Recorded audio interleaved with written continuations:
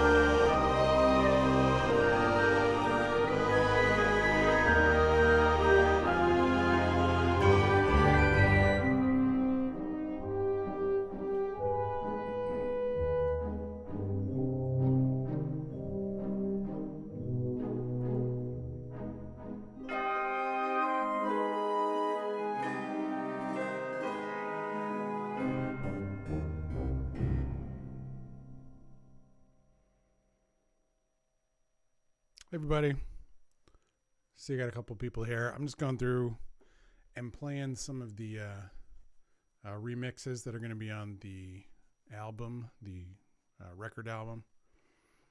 Thought it might be interesting for some people to check them out while we're waiting for them to get pressed.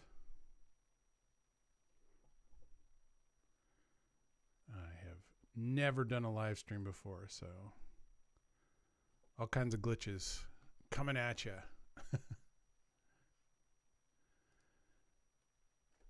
That's the Marley Bone 1 track. I'm not sure where that appears in the game.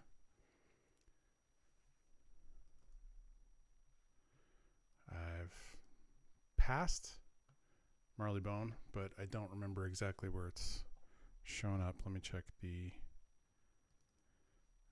documentation I've got here.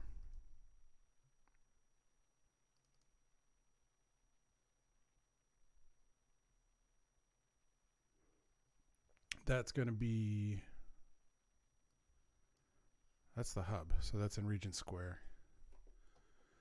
So I did some remixing from the game version of it. I haven't really touched them unless I was remixing them for like my channel, doing the musical tour of the Spiral on my channel here on YouTube. And I just thought they could use some freshening up. I was kind of freaking out because we didn't have a whole lot of time to get her done. We wanted to get that out before Christmas.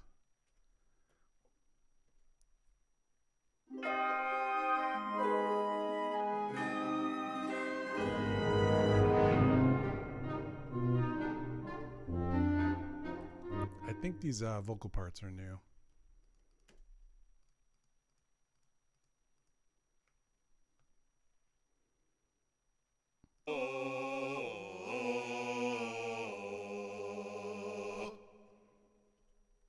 Definitely.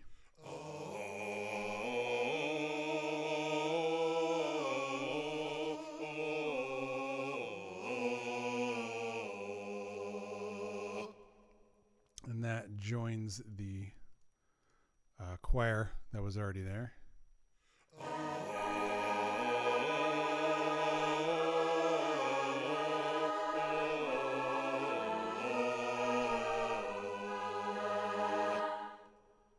Here's the original section from the original Marleybone soundtrack.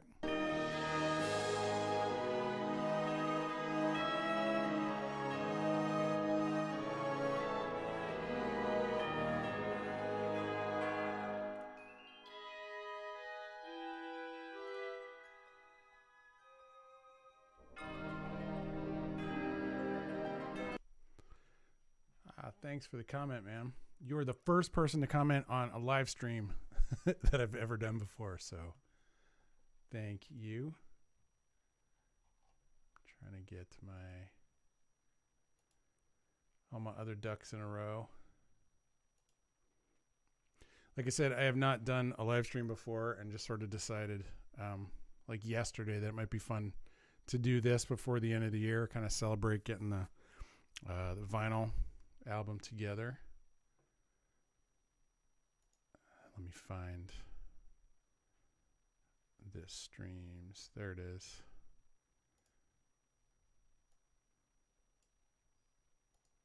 Now I think I can go to that chat. There we go.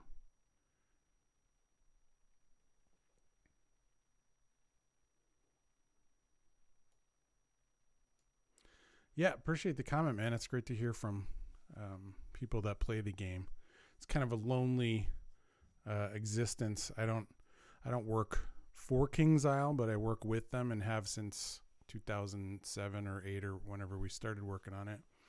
And so I live in Cincinnati, Ohio, and here in the U.S. and been doing this since then, and it's mostly been kind of over the internet. You know, everybody just I get descriptions of stuff over the internet and fulfill it, and then send it on out. You know what? People have asked me that, and I guess it changes on, based on the day. They're all kind of like my favorite children, so I can't really pick one particularly, but there's definitely I mean, I like I have to go back to the early Wizard City stuff. That was, kind of seminal. There were some pretty, fun themes in there. I really like Azteca. Some of the themes in there that was a lot of fun to play in that kind of world where you have this, terrible thing kind of happening, and but people are still living their lives out. So that was fun to do. I had a lot of fun in Zepharia with the music. I think it was one of the first ones that I started writing kind of lyrics to go with some of the stuff. I've heard that's a bit of a slog. I still haven't even made it there in the game and have heard it there. It's a bit of a slog, but you know, my experience of it is weird just for writing the music. Yeah, Aztec was a lot of fun. I have some fond memories from Chrysalis as well. I mean, everything had, you know, there's definitely some fun parts to all of it. It's hard picking a favorite specifically.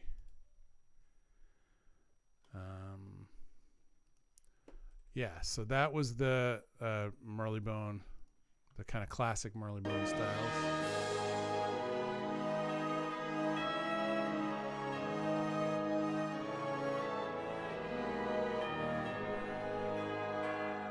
Hey Kaiser, how you doing, man? Listening to the Crocotopia theme for hours.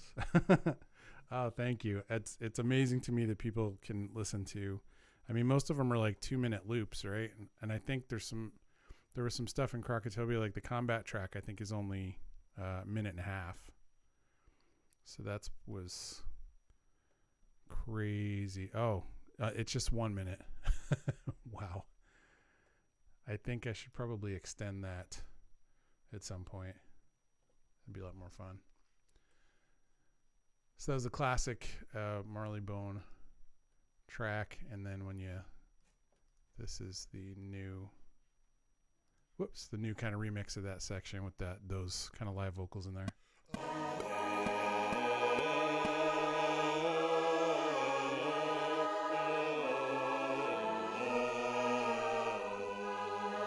Sounds rough on its own, but it's never really presented on its own.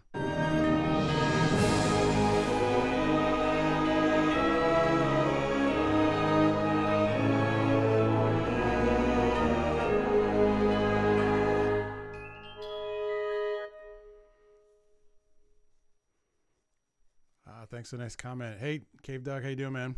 Yeah, unexpected for sure. I just decided to give it a shot. I always wanted to try live streaming, but had no idea sort of how to do it. So just a couple days ago threw together a bunch of stuff, and I was like, I wonder if I can pull this off. So that was Marleybone 1, and let's see. Kaiser's talking about Crocotopia.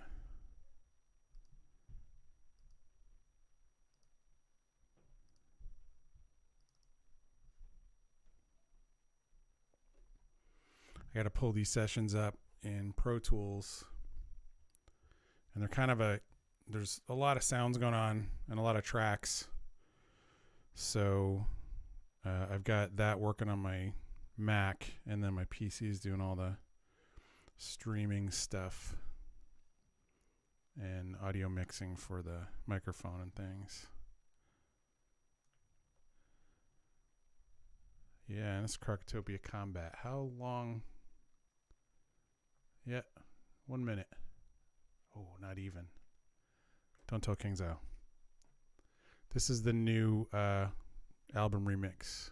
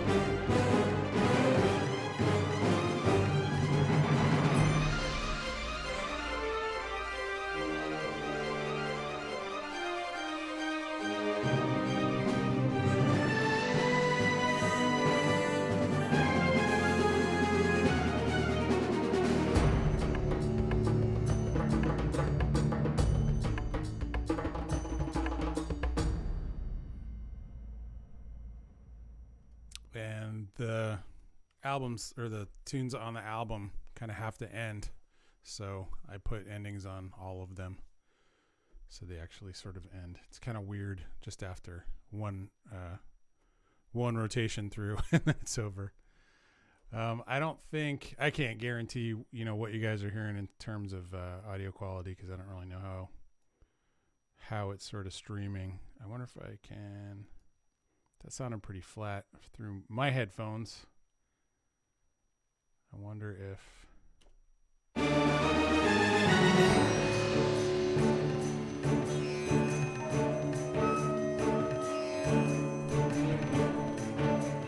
Sounds pretty similar. Sounds a little mono to me. So, yeah, of course you gotta check the album out to hear what that's gonna sound like. But as a little preview, maybe that'll work. Oh, good.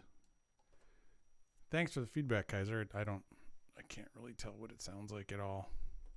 I'm using Streamlabs just because it looked pretty simple and straightforward.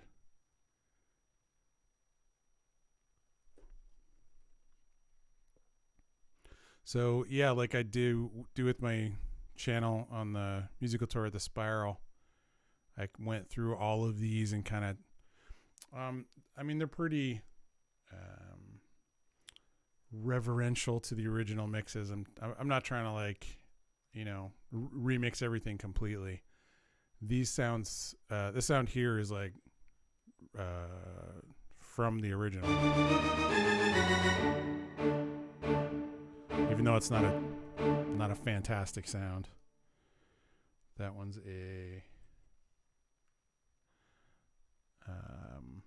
from a really old library. That shows you how long ago I wrote some of these tunes. It was, Crocotopia would have been back 2007, 2008. That was like 3 or 4 moves ago.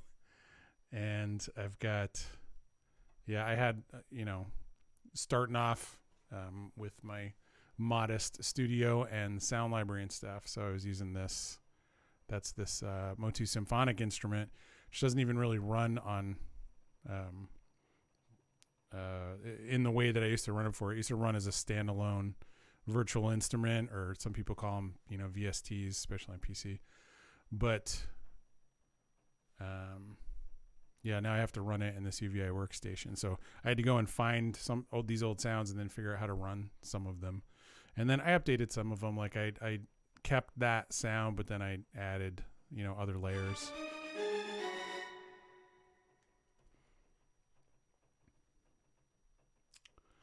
Cave Dog saying, I've enjoyed the musical tour of the Spiral series. Oh, good. Thank you for listening. Not sure if I've ever left a comment before. I think I've seen your name up once before. Once or twice or something. Yeah, thanks. I try and talk about what I kind of find interesting about it, and obviously when you're given here's somebody saying, something about what they want what it to sound like talking about music, I've heard it said is like dancing about architecture. It's hard to convey everything that one person's hearing inside their head. You can even have 2 musicians talking to each other, and a lot of times they don't, they use words differently, or if you say, hey, can that chord be a little more blue, somebody's got to figure out what that means. So it's interesting to me, watching somebody go from, here's a concept, how are you translating that, how are you executing it? So those original strings, and then the new strings are there, and then I added some more violin spiccatos. Yeah, the high violins, there was some really good, I was using a library called Quantum Leap Symphonic Orchestra. I'm actually using some of those as well. That's for percussion. Where's my string stuff here? Doing this on 2 other monitors that aren't sized the same at all. There we go. Player.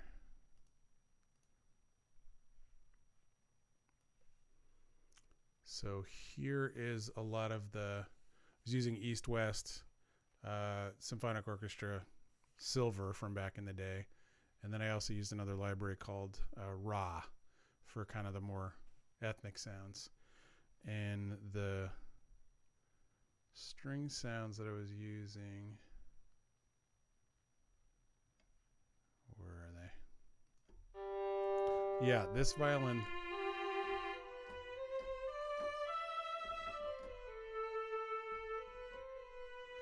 That particular sound of it's called a violin solo, but it worked really well. Is this the one?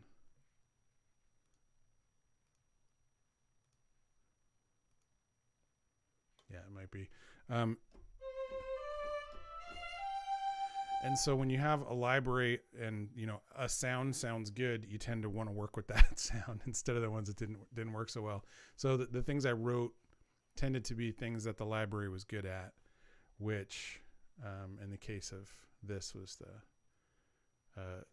in the high violins, it sounded good, so I'd use it a lot. And it's even though it's a solo sound, you can play chords with it. So there's a number of times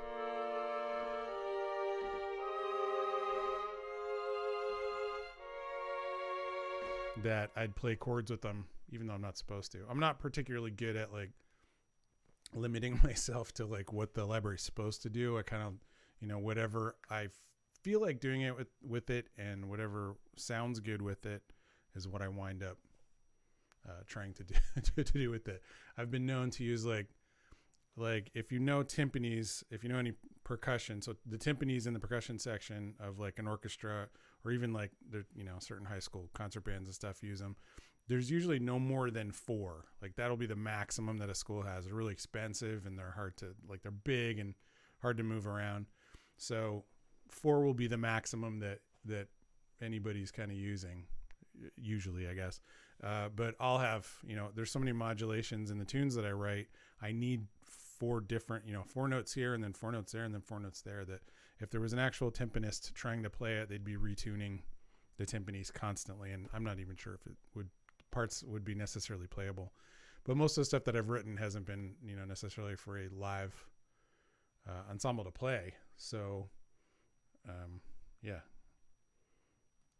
do what I can. Yeah, here's the...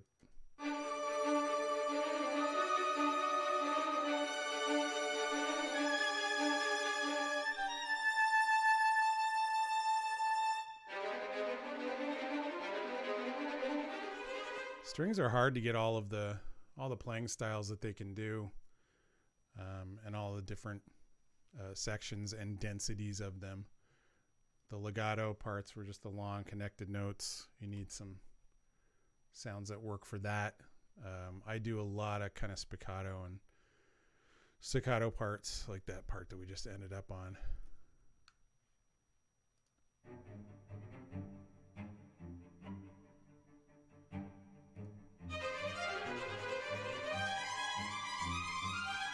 So a lot of like choppy action parts, especially in action music. A lot of times I have the spiccato part just kind of ready to go.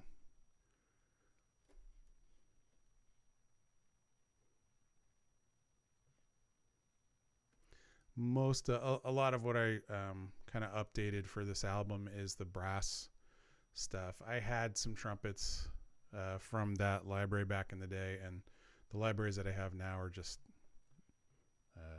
it's hard not to use them. It's hard not to prefer them, I think.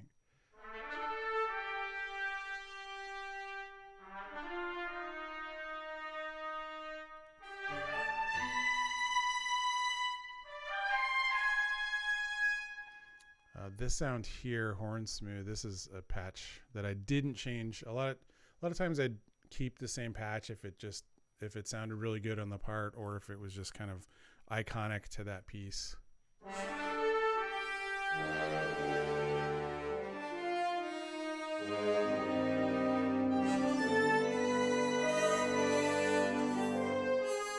Yeah, here's another case of me taking a few liberties with the sound and what it can do. I mean, horns, there's usually like 4 horns in a group, and I've got 1, 2, 3, 4, 5, at least 5 or 6 notes going on here at one time, and there's some parts of them that are holding down a chord and the other ones that are playing melody, and these are so low. This is kind of more of a trombone register anyway. But if something I thought sounded good, taking the French horns kind of down to play in that range where they're a little more honky, I guess, I'd go ahead and do that. Especially back in the day. I'm trying to be a little bit more aware of it, I think, recently. Okay, so I was talking about my timpanis, right? Here's the timpanis. A lot of times. So there's one note, well, the fifth, and then not even the fifth, the third. One note, two notes, three notes, four notes. Yeah, 5 and 6 notes. Because when you modulate, like the timpani needs to move along with them. Yeah, I still try and give the brass sections breathing time. I play trumpet. I don't know if you can see my horn in the background. It's getting a little tarnished, so I got to polish her up. But I'll pull that out and try and play whenever I get a chance to. But playing trumpet, you become aware of, like when you're playing on a keyboard and you're playing a trumpet part, a lot of times you sort of subconsciously breathe while you're playing it. So I'm going do do do do, and like when I need to take another breath, you got to let the key up because it's too tempting and something that a lot of kind of newbies will get wrong when they're writing a trumpet line, especially if they don't play. They'll just kind of, you can play all day on the keyboard and not have to take a breath. So sometimes trying to breathe in between phrases, and actually a lot of musicality comes out of that too, the way a line works and where it kind of naturally crescendos and all that. That's all really good. It's a good practice to get into, trying to give your brass some time to breathe. Brass and woodwinds, obviously not as important for strings and percussion. They can do that stuff all day. Yes, it is the first stream on the channel. Exu Turtle. This is kind of just a last minute wild hair up my butt to do something fun and sort of celebrate the end of the year. It's a lot of work done at the end of the year. I remixed all the stuff for this Arc 1 release. Definitely want to get that out into the world and see how it does. I'm not even sure how many people pre-ordered it after the 5-minute debacle happened. I decided to move on to Respawn decided to give everybody a little more time, which is a good idea. We just had no idea how many people were gonna want to buy a record album. It's it's becoming more and more commonplace, especially with places like Respawn. I actually met the guy that does Respawn, Justin, through there was a game that I did way back in the day called Vex. It's on my channel. I've got playlist going for that where I'm doing some remixing for that as well. That's that record right there.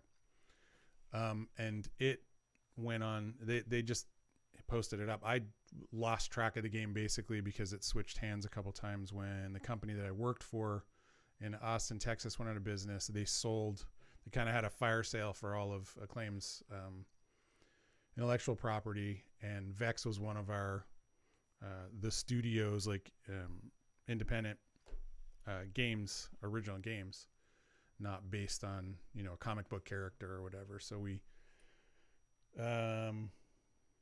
so whoever, I think it was Throwback Entertainment at the time, Justin had approached them and they said, yeah, can we do this? And they were like, yeah, I guess so. So the first I heard about it was when they were, hey, this is going to be an album. And I was like, really? I had no idea.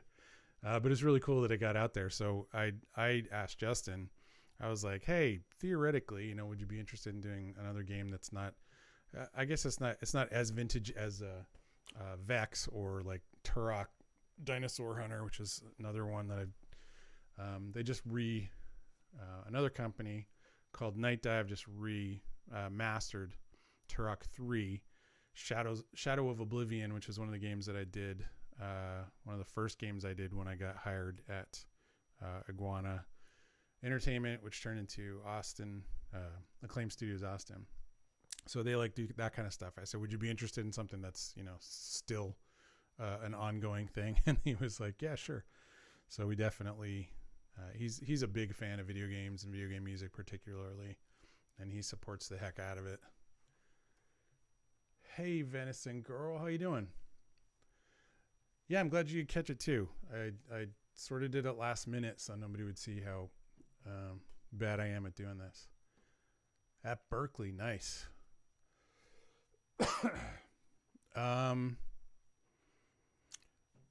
The nice thing about studying music is that you're going to get a lot of perspectives. So I just kind of stay open to, there's going to be some things that come at you that are like immediately useful for you. There's going to be some other things that come at you that are going to be useful down the road, and some things may never be useful.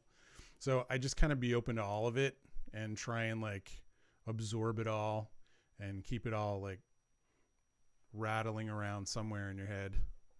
But music theory and composition, I might be like a nerd about that, but I had a great time in music theory class and trying to understand chord scale relationships and why certain harmonies worked and everything. And I had a blast studying it.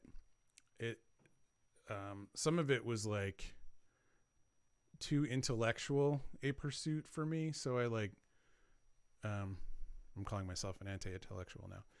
No, it was just like when I write music, I'm not necessarily, those things aren't necessarily first and foremost in my mind. I'm, looking for inspiration. And so you try and incorporate it, and some of it's easier to incorporate into kind of your flow than others. But yeah, just being open to it. And I loved composition. We did one project that was a non-traditional sounds composition assignment. So we had to take some sounds just from, find some sounds, figure out, where you're going to get them, and then write a piece with them.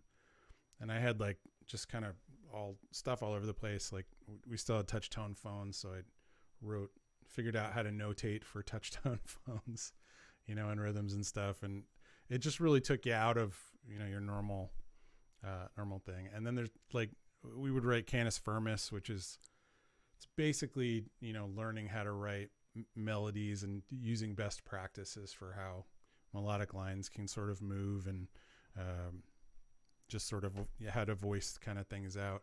And that's like, somebody asked me about that. They're like, do you ever use any of that? And I'm like, well, not consciously, but most of it's, you just sort of put it in the back of your mind and try and see kind of where it goes. Any instrumental parts in the soundtrack that were recorded live? In the Wizard 101 soundtrack?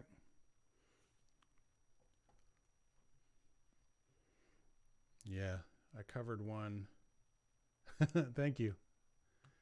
Thanks. Next. I'm trying not to just blather on incessantly here. We looked, when I first started, we looked at one that was Marley Bone that had some of me singing in it to try and back up some of the choir sounds. Let me go to, I think I did that in a Mushu track too.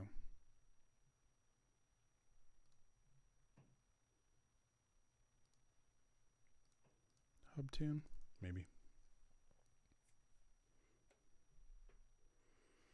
Yeah, I think being an expert at composition would just be boring. I like to be surprised at what kind of comes out every once in a while. Is that a Neumann? Yes, TLM 103. You got it. I normally wouldn't afford myself a mic of this quality, but I found it. We have like a online auction place, like, the returns that are online returns from Amazon and whoever, they're popping up all over. And I think my wife happened to scope it out, and she was like, that looks like a Neumann on this online auction. And nobody really knew what it was, being from, we're in the middle of Ohio. southwest of Ohio. And they were like, yeah, the thing that I love about this mic is that it sounds like it's being compressed even when it's not. The sound is so tight and it handles SPL so well that it just, you can hit it pretty hard and it sounds nice and even throughout. I really enjoy this microphone. I probably shouldn't just be using it for to blather on about. Let's see. So this is Mushu, the hub track.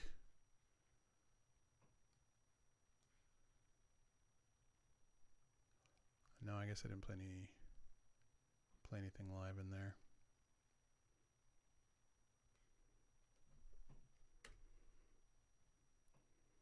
Well, so like I said, this isn't a true representation of the sound quality because I don't really know how that's streaming out anyway. But this is kind of give you an idea of what the remix versions on the album are going to sound like.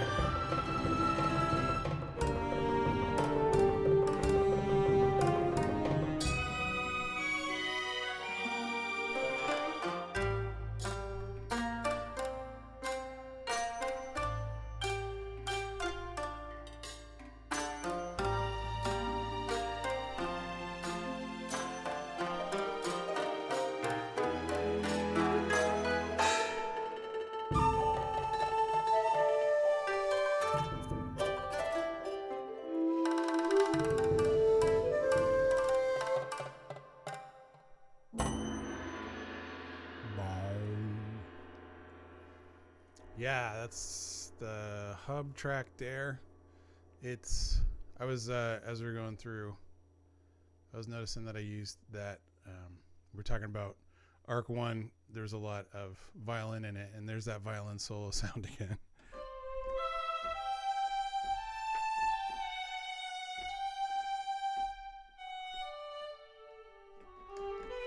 And it's from that East-West Quantum Leap Symphonic Orchestra library again, which is like old. And it still sounds really good. It doesn't even, that patch I don't think has any like key switching or has any modulation wheel control for the dynamics. But it's all just how hard you hit the note. And it winds up sounding really natural.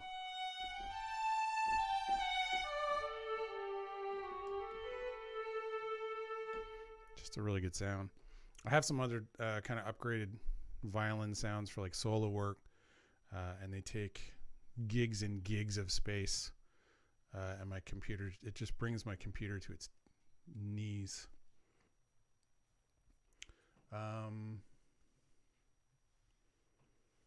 Yeah, the SM7B with the Cloud Lifter, just because it's adding so much gain, it's probably going to be a little bit noisy. Game design school. What game design school do you go to? NXT? Most of those contact library patches.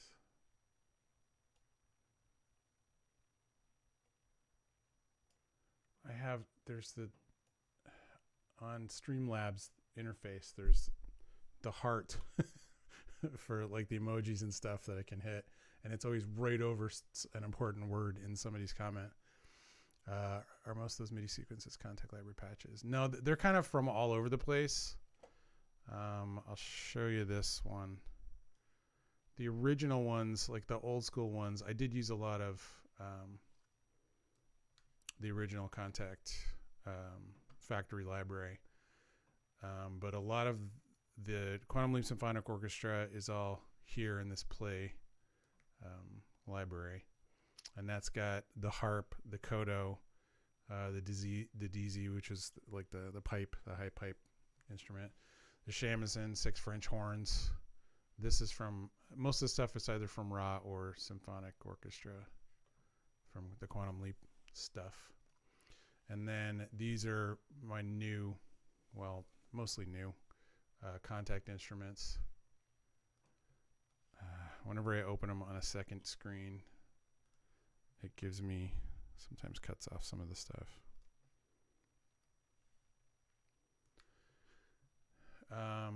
Yeah, so this is a new Cinestrings library. These are LA scoring strings. And these are the old ones. So, I mean, a lot of the old string stuff I've updated from a lot of things. And then same deal with the brass.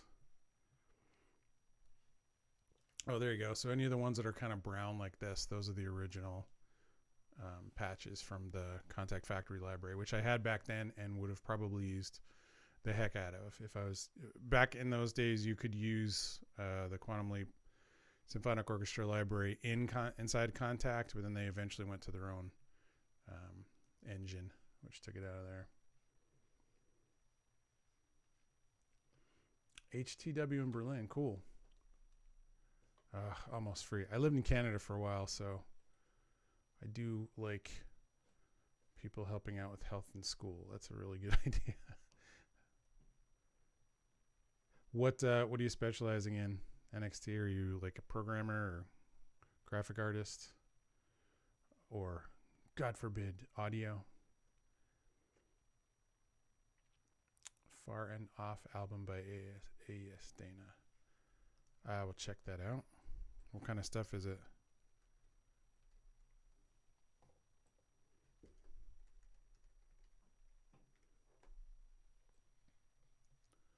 Let's see. I was trying to talk about live recording here.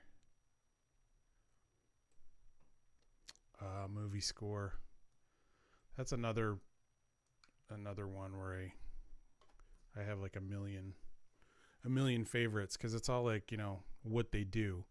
I mean, the Star Wars score was obviously, I have a picture of me, I'm sure I've posted it somewhere, of I'm like 4 or 5 maybe, and I basically just seen Star Wars, and I'm sitting in a chair and I'm actually playing on a calculator because it was the 70s, and I had my dad's hi-fi had the Star Wars score on, and I've got these big giant headphones on. They're even bigger than the ones I'm wearing. And I was listening to Star Wars score, so that's obviously was in me really, really early. I love a lot of the stuff, a lot of Hans Zimmer stuff. His Rain Man score, it was actually really good, earlier one. Like really pop oriented too. And then, but I've loved the other stuff that he's done, you know, starting with Batman and getting a lot more. Yeah, I put that picture up wherever it can possibly push it, because it shows like what a nerd for music I am. Talented Mr. Ripley is another one of my favorite scores. And it's like you have to like a lot of the action scores.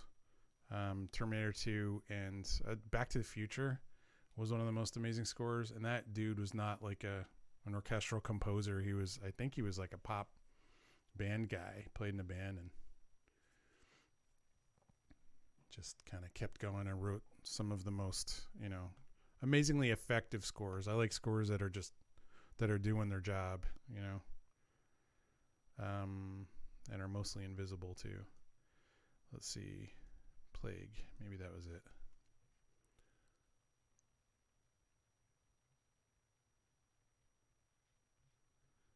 Cool. I'll check those out. Programming can never go wrong.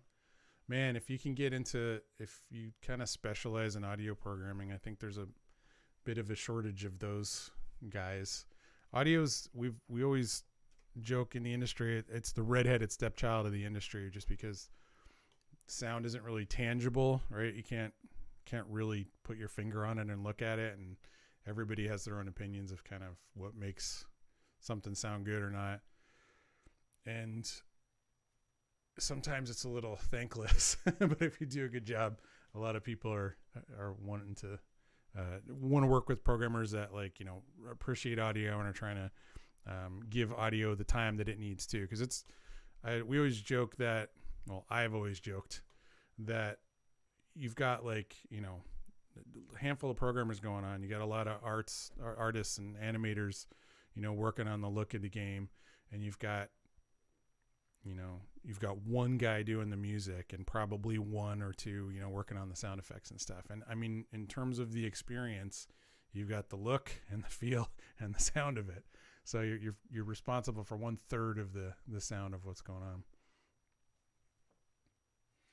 Yeah, I would love to do some work with the orchestra, kind of doing that. They did something in Cincinnati here recently with kind of, I think it was some Final Fantasy soundtracks. They've also done a couple shows at Orchestra Hall here with the Pops Orchestra, where the orchestra plays along with the film. So I've seen one that was Harry Potter and Sorcerer's Stone, and went to the other Star Wars one, of course. I think it was Empire Strikes Back. And they're just kind of playing along with it, and they have some of the quotes kind of coming out, but it's just so exciting to see the orchestra playing, you know, along with some of the classic scores that were huge. Oh yeah, that Huey and Lewis tune, I mean, they nailed it.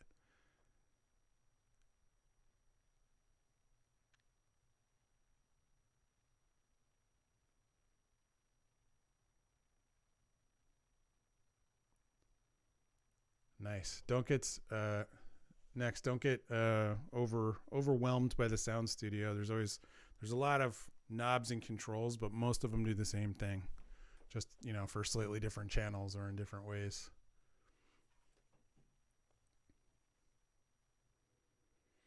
I don't have Android, unfortunately. I'm sort of locked into Macs at this point. My daughter's on it too. All she knows is iPads.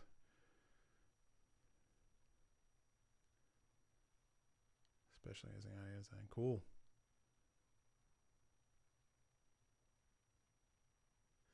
Yeah, so Final Fantasy's weird because I didn't really get into a lot of RPG games back in the day. I liked a lot of kind of weird, fringier games. And I never really got into playing there's a lot of Japanese games that I didn't really play, and I didn't really watch a lot of anime or anything. So the Final Fantasy ones kind of got away from me, and it's like at some point I was like, I can't catch up to how many's out there. King's Irony Company turned away track. Like they've never. They're very, first of all, I have a working relationship with them for a long time, and I've been out for drinks with the sound guy that's there, Mark, and one of the guys that was there before, TJ, and you know, we've always had a good time. And if I'm off the mark, they'll tell me, and I have no problems. A lot of times I'm kind of throwing things at the wall and seeing what's going to stick. So I really want them to tell me when something's not working. So there have been times when you know, Mark will say, "Hey, I like this part and I like that part. You know, can you kind of rework these sections in between?" And it's a bit of a drag, and I try not to let it get there. If I'm unsure of something, I'll just put 10 or 15 seconds and say, "Is this right?" And then if he says yes, then I know I can kind of continue that and be confident in it. But it's been rare that I've gotten like a full, track together, and then thrown it out there to see what, and then gotten it kind of then say, no, this is completely wrong. There's usually, I mean, we've been working together long enough, so we're kind of getting that down. Hey, Ghost Player, how you doing? Oh, thanks, man. Well, thank you for listening and welcome. Setting up the right cables for TalkBack. Yeah, TalkBack and stuff. Learning signal flow is the only hard thing. I actually teach an audio class at Cincinnati State College here in town a couple mornings a week, and it's really just kind of audio basics and how to get into Pro Tools and, you know, Audition and other stuff, and understand tracks and signal flow and aux ends and inserts, and just mainly going through the basics and making sure everybody kind of has their foundation properly established, because everybody sort of learns it from their own direction, you know. And it was weird because back in the day you mainly just did it, you know, you experimented and you got yourself a mixer and you tried to plug things into it, and you'd learn, you know, why you can't plug microphones into 1/4 inch inputs, and you know, how to hook up an effects loop, and you do it your own way and you try it a different way because you needed it to work a little bit differently. So there's a lot more experimentation back then. And now that there's so much that's sort of handled for you in software. I always say there's a lot of stuff that's going on under the hood of any DAW, and especially now when, you know, people are doing stuff on their phones, it's technically amazing, but it's like you don't know what's going on. You don't know how it's connecting this to that. So when something goes wrong, you're kind of out of luck. So just learning what goes where and breaking it down slowly. Like it looks like a big jumble of wires when you're looking at it as a whole, but just taking it one piece at a time, and it's usually a little bit easier. Is this, oh yeah, there we go.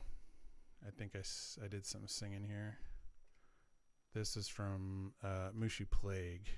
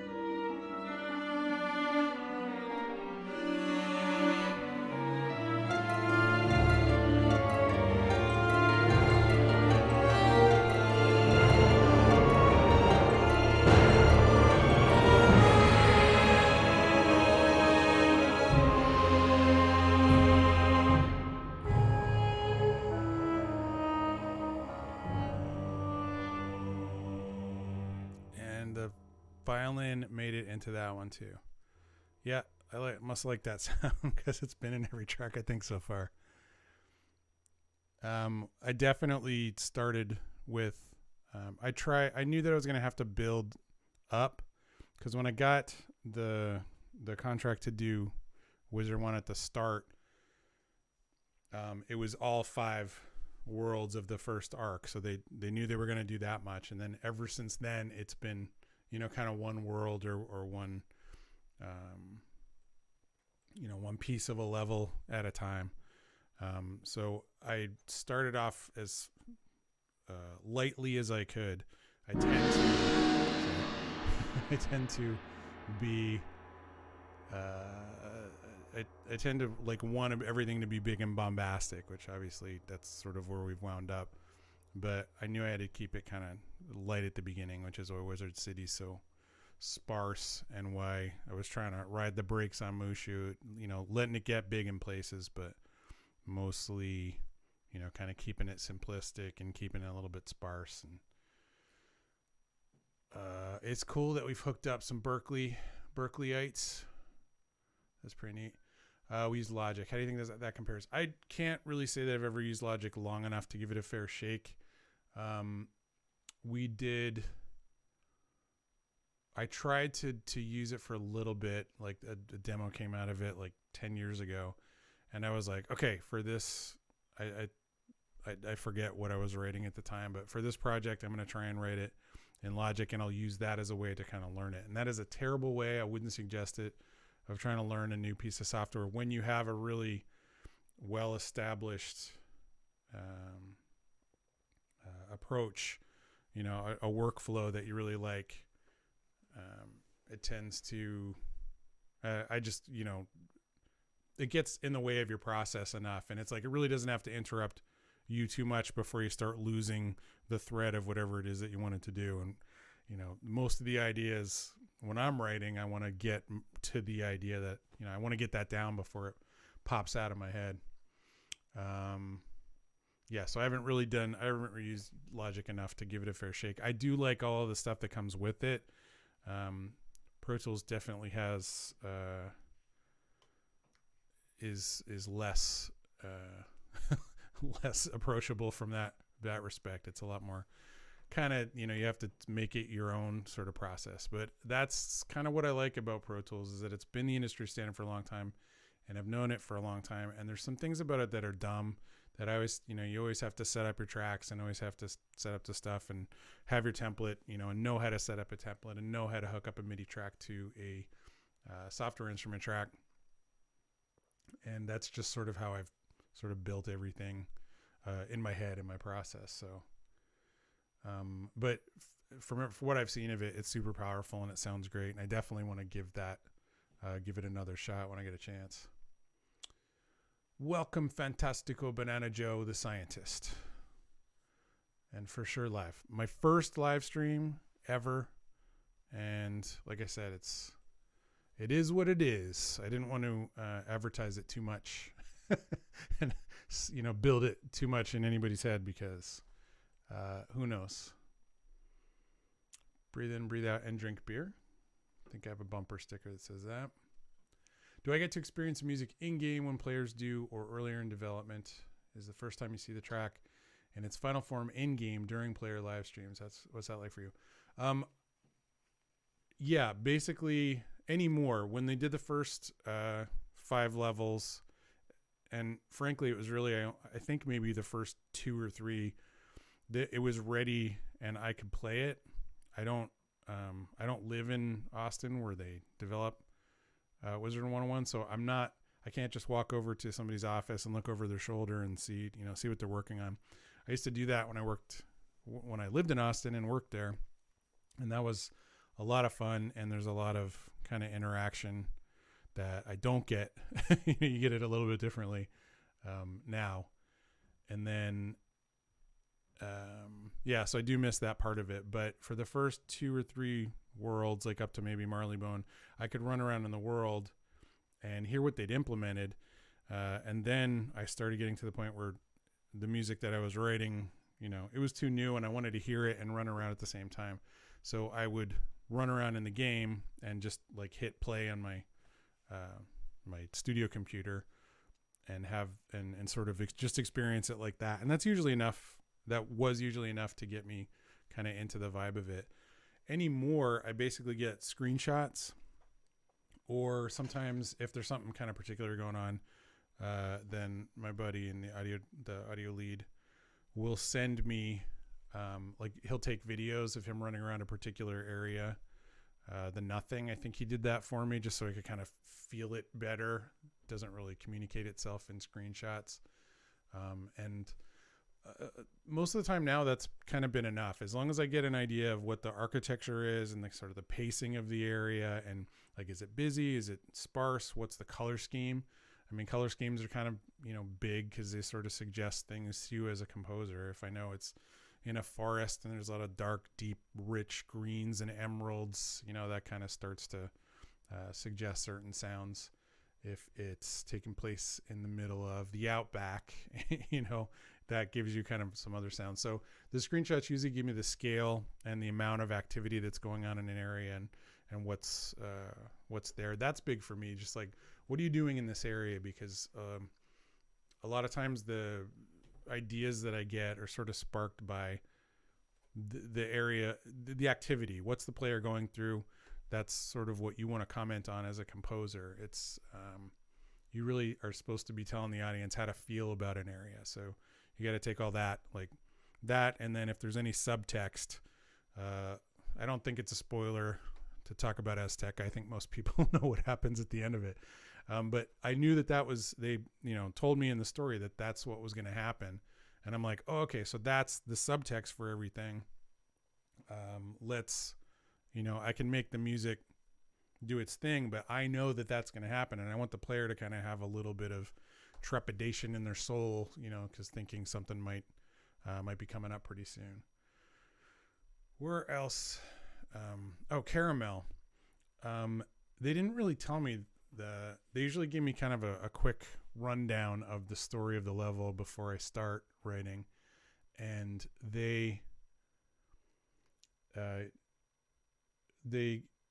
were sort of talking about Caramel as if all of this, all the stuff's above board, and it sounds like a fun, happy place. And it's just the way they wrote it was so well done that I knew that there was some kind of undercurrent that was going underneath all of that. So that was something that I wanted to kind of pay attention in there. And mostly I did that by trying to maintain like a little, like a suspiciously happy kind of vibes going on. The pop music that were mixed in Logic. Yeah. Billy and Phineas, her brother, used that. There's a lot of good tutorials online too that I've been seeing with them kind of talking about a sound that they did and how they, especially her vocal production, because it's so kind of unique and breaking a lot of rules. And I mean, that's one of my favorite things about Billie Eilish's music is how much like that, the vocal production, how it, she sounds like she's talking to you from inside your head sometimes.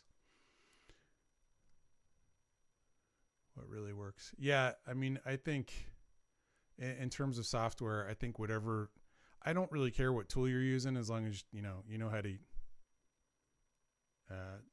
to use it, as long as you spent some time learning the interface. And all of the concepts kind of play across all different DAWs. So, like knowing what an insert effect is compared to an aux send effect helps you, in all of them and figure out, where you are and what you can do with this stuff. And once you do that, I don't think if I tried Logic again, I would have the same problems with it. I think I know kind of audio production a little better to the point where I might be able to do that. So back to the question. So I usually don't see the music in the game until it's released. And because I'm not like, I can't even play, I'm not even up to that. I think I'm close to the end of Dragonspire. I'm trying to get through just so I can hear it all in situ. But a lot of times I'll go on YouTube and, dial up some channels and watch other people playing it to see how it's working. I also like to hear, how people are responding to it. That's obviously a lot of fun too. Most of the time.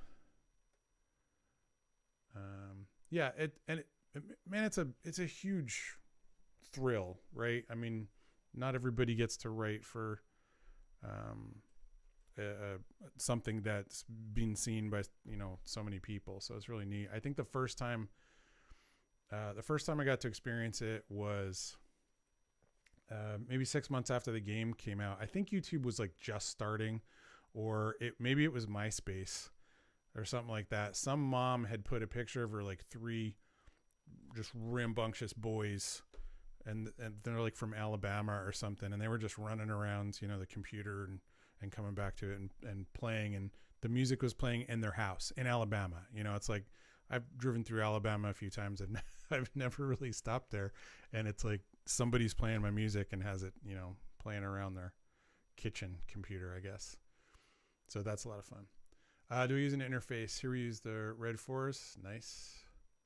Not sure which exactly contributes to the sound. Yeah, it does. It's mostly the mic pre's that's given the kind of flavor to your recording. I use a Universal Audio Apollo Twin, and I've had it for a while, so it might be time for an upgrade. But I don't do a lot of recording of a bunch of channels simultaneously, so I don't really need a whole bunch of inputs at once. So this only really has 2. But if you want to record more, there are ways to do it. So I actually have a PreSonus box in my rack called the Digimax D8, and it has an ADAT, like an optical output. So I run that into my Apollo Twin, and then I can have 8 more channels of audio if I need to. I'm not recording bands or anything in here. Usually I'm doing most stuff through MIDI. If I want to put some vocals on top of it, I'm literally sitting here with this microphone that we've talked about. That's good to lay that down, or I'll pop another microphone on to do the trumpet. I've played. Now I'm blanking on the name of the swampy level. There was a few tunes for that, and they wanted like Delta Blues. So I pulled my guitars up and recorded some of those live and ran some of them into the Apollo Live. So yeah, they're even cheap ones these days are getting really good. Like the what's the like bog standard, the red. Yeah, I'm blanking on that one too. It is definitely kind of a standard. We have them like the school that I teach. They're all at the stations. It's just like a what are they? Does anybody know? It's like red. Their color is red. Scarlet. The Focusrite Scarlet. There we go. Thank you, Venison Girl. Yeah, the Scarlet solo, and they have like duets and quadras or whatever. The mic pre's on those are really stellar, nice and clean. And a lot of times now you can just sort of simulate, like if you want to simulate having another pre, you can kind of plug those in. Universal Audio, that makes my audio interface, they make like a whole range of emulators of a lot of old classic gear that emulate the kind of saturation and warmth that you'll get out of some of the old mic pre's. 3rd gen. Oh, really? Maybe it's the older ones then.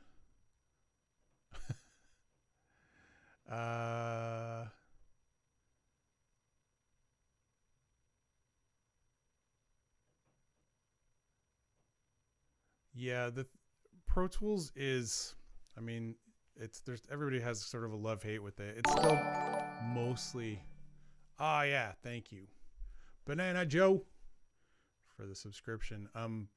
Pro Tools really, you kind of rent it anymore. I hate renting software. I really do. I get, an education discount for it because I teach it and stuff. But I don't know that I would have continued with it for so long. Most of the stuff that I have outside of that, like Contact, that'll run, pretty much in any other environment. So I did actually consider switching to Luna for a little bit, which is Universal Audio's DAW. But man, you talk about getting on another money train. Universal Audio has been expensive for me. But I've really liked the hardware's been rock solid.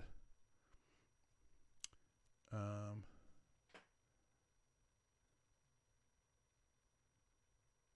touch something.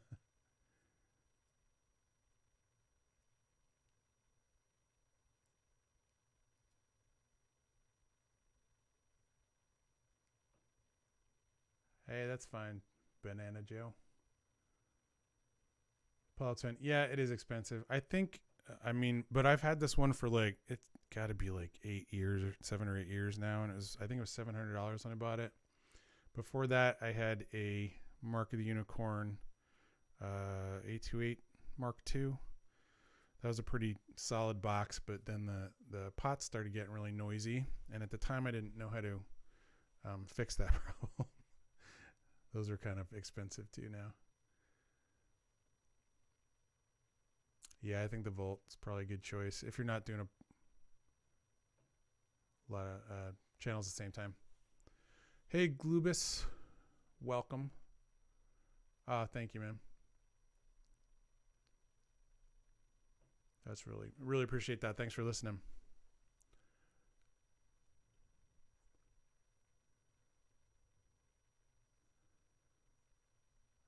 Yeah, clicking and clipping sucks. Hey, thanks for stopping by, Next. Appreciate it. You have a great New Year too. Happy holidays. Yeah, clicking is nasty with digital stuff. Just having a problem somewhere in there in your signal chain just sort of sucks. I sort of found something that worked for me pretty early, and I've been trying to stick with it as much as I could. I don't have a lot of outboard gear. It's mostly kind of all in the computer here. Somebody was asking a question about the theme song.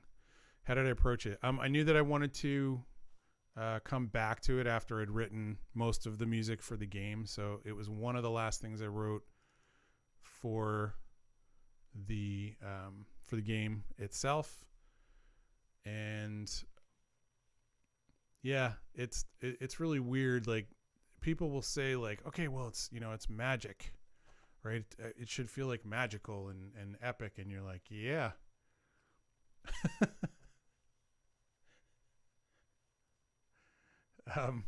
So people will say stuff like that, and you have to, kind of translate that and figure out what it means. I had a good idea that I wanted to sound, pretty magic-y.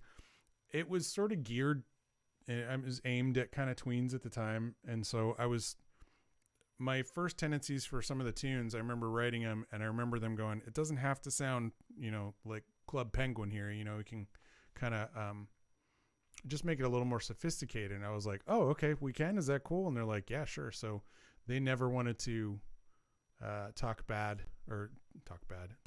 to the audience at all.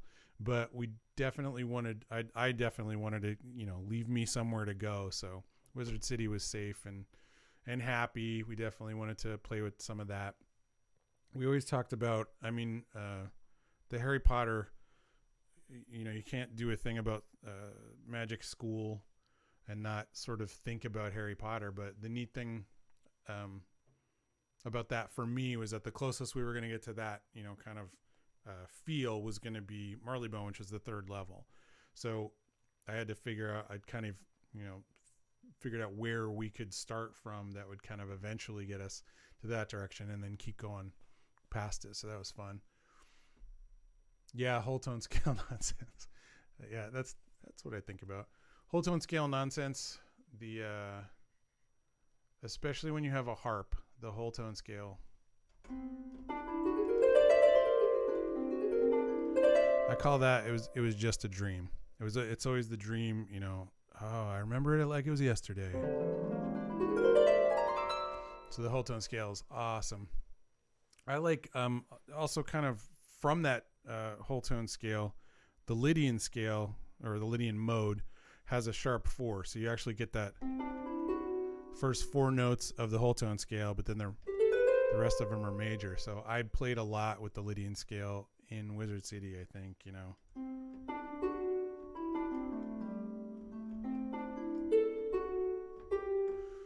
just to kind of feel that. Where are we? Yeah, so the remix. This is the remixed version of the Wizard City track here. The theme. Sorry, the theme for the whole game. This is the theme that everybody hears more often than pretty much anything. So the horn thing, I'm talking about that kind of sharp 4 feel. The horn is like, where are we?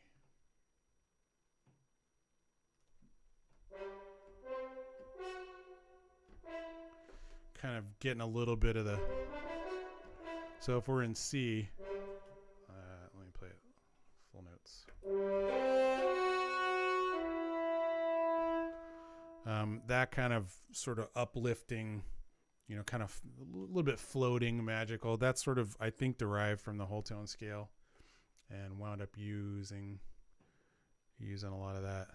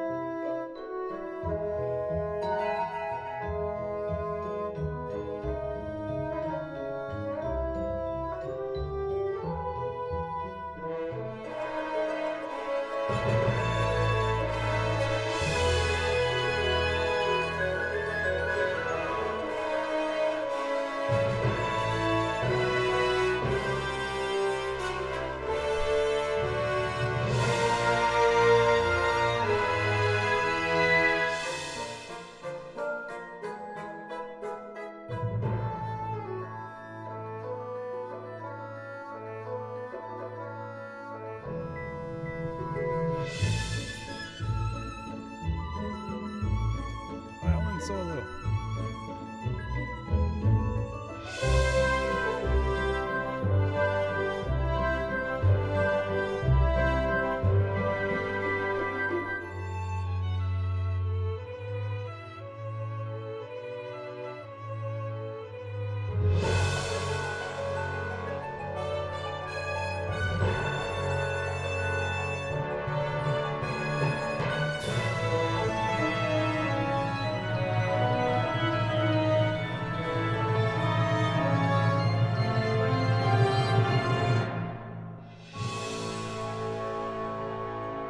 Got to end instead of just looping back around to the beginning again.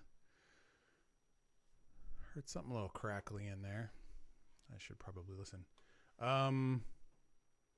AI is not gonna replace people. The thing with AI is that I heard said that I thought was really prescient and really smart was that the reason AI won't replace most artists is that the people that are using AI to try and get art have to explain what they want. And if you've ever worked in the industry, listening to people explaining what they want is really hard. Like the artistry is in trying to translate what they're saying into what they actually are meaning and feeling. And that's something that creatives have been, I think, doing for a long time. So it's not like, you know, AI couldn't create music like this, but, you know, somebody has to know what to ask for to get this music. And AI, right, it's just awkward for right now. I think I saw it was at the opening for Secret Invasion, the Marvel TV show with Samuel Jackson. I remember they used AI to create the opening sequence for it, the opening titles. And I remember watching that, and I kind of saw it, and it was interesting. But then at the end of it, I was like, but I'm not sure why it was interesting or what it says, you know, and it didn't really feel like it was worth talking about because it didn't mean anything. There was no artist that was, you know, at the heart of it that was creating it because they felt that way. And because, you know, if you asked the AI about it, I was like, why did you make that choice? And it's like, oh, well, because, you know, 5 million people made that choice before. And it's like, yeah, but why did you choose it? And there's usually no real good answer for that. So yeah, I think we still have jobs for a little while, and we just got to be really good about working well with people and really trying to do, you know, be as creative as we can be. Yes. Do you make the spell sound effects too? No, that's usually I think it's mostly my buddy Mark now who's been doing that for a while. There had been a larger sound team there, and I think they downsized at one point when they got acquired by Gamigo. I think they sort of split into two different companies. So I think it's the KI sound team, whoever's on there right now, in addition to my buddy Mark, is doing most of the spell sound effects. I actually met one of the other guys he's not there anymore. He was with Art and Craft for a while. I did a game called Crowfall, and he actually was one of the sound designers on that too. So we kind of been following each other around. I want to get his name right because he changed it somewhere. It's Bobby. Bobby. If you're out there, Bobby, get in contact with me. The Celeste. Yeah, the Celeste is one of it was my favorite. I mean, as soon as I think of Magic, it's apropos of the season, it's the Sugar Plum Fairies, right?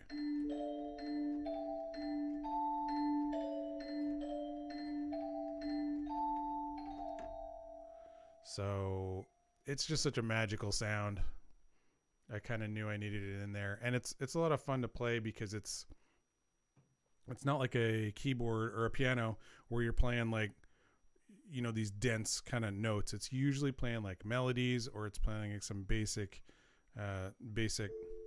harmony.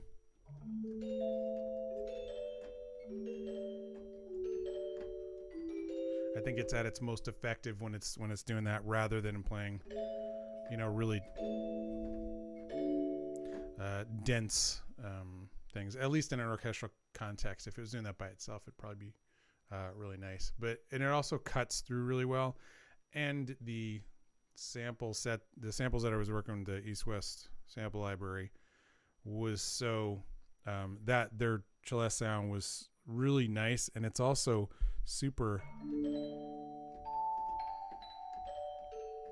This is actually the sound that I used.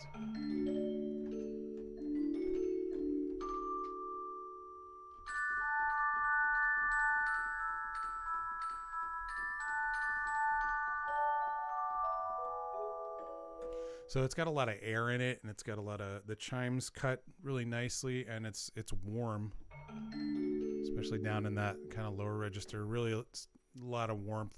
So that and the harp kind of got your magic kind of built up right there. Yeah, and even when the orchestra's playing, the Celeste kind of doing its thing in the opening there. Like in this bit. Or over here. Like here you have all the double reeds and the pizzicato strings sort of honking away, and the Celeste just cutting through that whole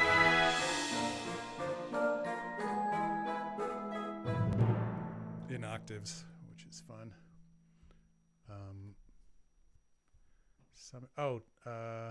Cody Dragon said, I loved your remastered Turok 3 tracks and never got annoying during gameplay. Thank you. Yeah, we did. If you're not aware, back in the day, I did a game called Turok 3. It was one of the first games I did in the industry, and it was for N64. So it was, I had to develop my own sample sets for it. So I had to record my own sounds and then play them with MIDI.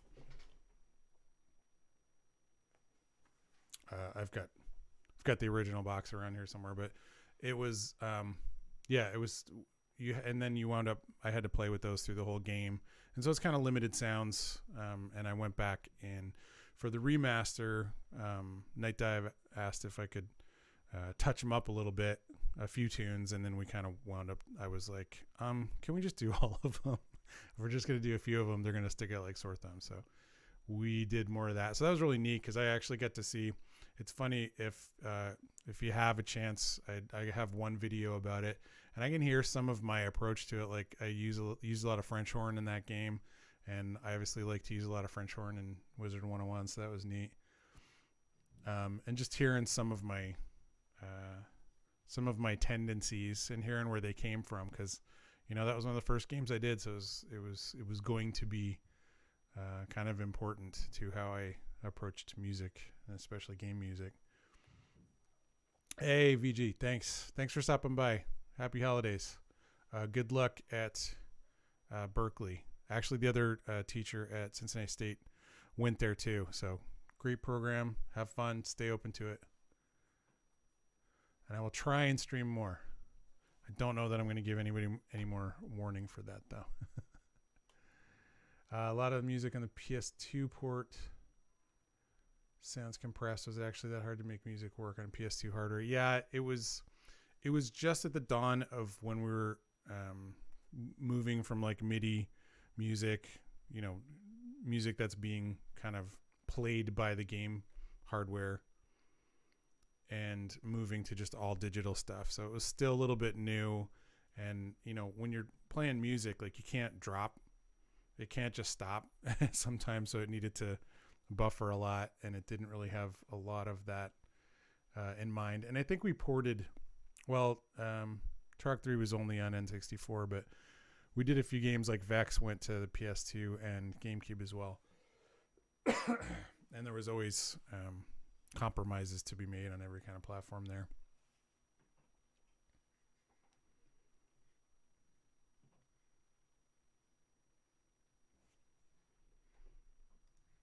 All right, I want to hear the end of the original Wizard theme mix here, and then I want to listen to the new one.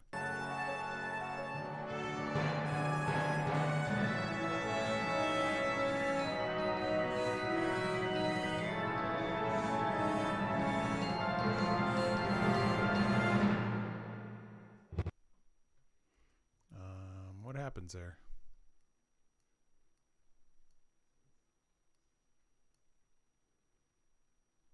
Oh, it probably goes back to the beginning, doesn't it?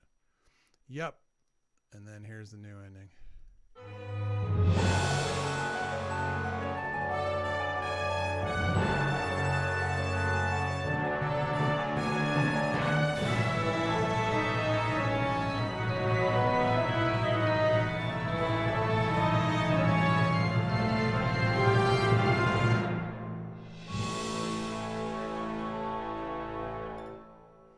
Yeah, and the celeste at the end there, man. That's the magic.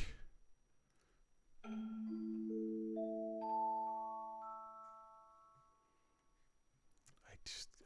have to hear all the Sugar Plum Fairies.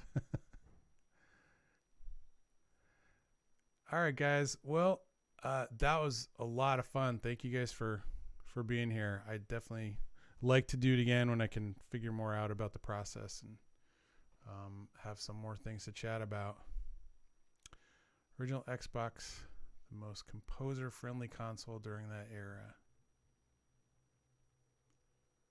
Yeah, it probably was. I think it had more memory for that. We were all excited when the specs got published about the Xbox. We were like, finally. We can get going. I did have fun doing the Turok and doing the N64 stuff. I like when there's restrictions on creativity and technology. Hey, Coyote Knight, how you doing, man? Thanks for stopping by. Happy holidays. I like when there's restrictions going on. It's definitely it gives you something to kind of push back on, and sort of I think everybody kind of needs that. I think I've talked before on my videos about if there's no restriction on what I'm doing, I don't really, I don't know what I'm, I don't know how to start it. I compare it to being in the middle of a pool, and if you don't have a wall to push off of, you can't really get to any direction when you need to. So yeah, I like having some kind of restrictions to push up against too. So it was fun doing it for the other stuff, but yeah, Xbox probably was the easiest one. I'll check that music out. Thank you very much for the recommendations. Oh, hey, Neutrality Sar. Thanks for stopping by. Sorry, caught it at the end of it. It was just sort of an off the cuff thing. Wanted to see if it was something fun to do or not. I definitely had fun.